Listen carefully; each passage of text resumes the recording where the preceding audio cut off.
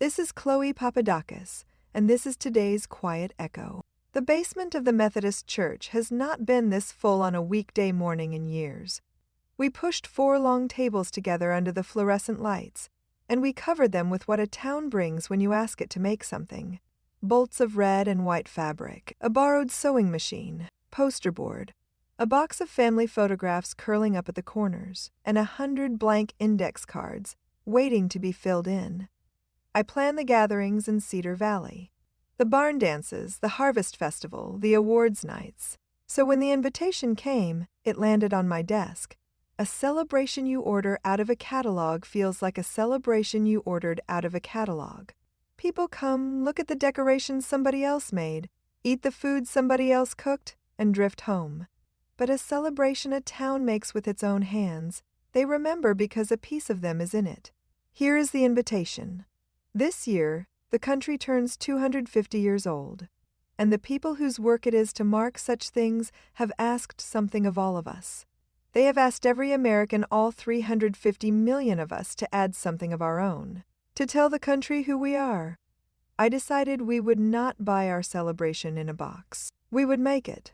1 card from each family in town, where they came from, when, and how they ended up here. All morning the room worked.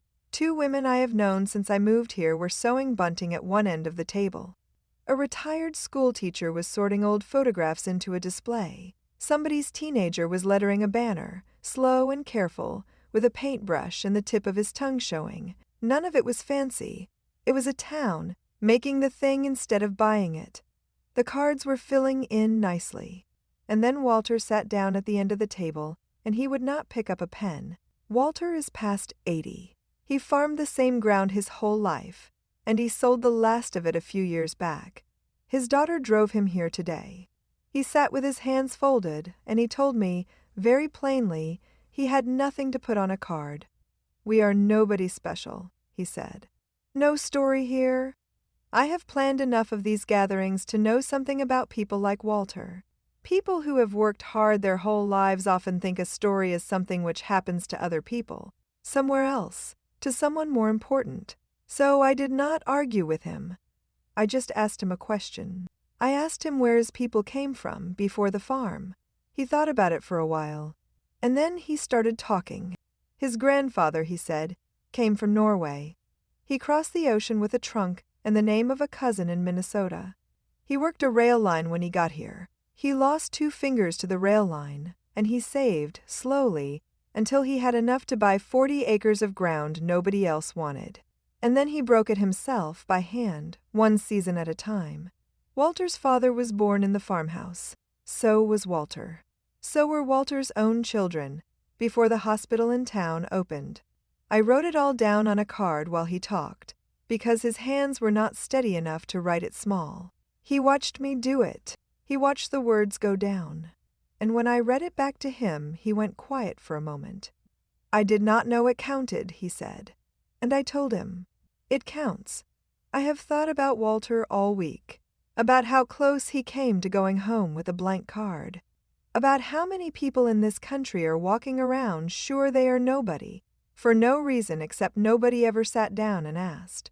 Here is what I have learned, planning the things this town shows up for. A country does not turn 250 years old in one place. It turns 250 years old in 1,000 places at once. And one of them is the basement of a church in Cedar Valley. Now, Cedar Valley is not a new town. We were settled in 1820. We have stood here through most of the 250 years the whole country is about to mark.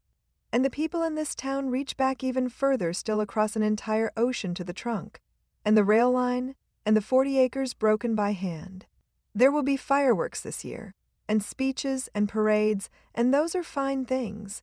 But a country is not only its big moments. A country is also made of its Walters. The man who farmed his whole life and was sure he was nobody, and a grandfather who left 2 fingers on a rail line so a family could begin. On the 4th of July, we are going to hang all of the cards on a long wall in the park. Anyone can walk the whole length of it and read where this town came from. 250 years of it, told 1 card at a time, in the handwriting of the people who lived it. Walter's card will be up there, with his grandfather's name on it, and the 2 fingers and the 40 acres. And some child is going to stop in front of it and learn the quiet old man from down the road was the grandson of a man who crossed an ocean with a trunk and the name of a cousin. So if you are listening this morning and you have not written your card yet, here is what I want to say to you.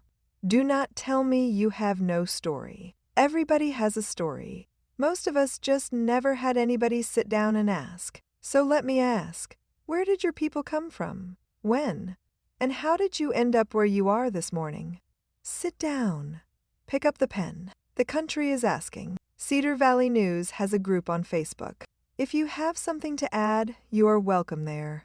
Tell us your family's story, where your people came from, and when, and how you ended up where you are. I will put the link in the show notes. This is Chloe Papadakis, your host for today's Quiet Echo. Thanks for listening.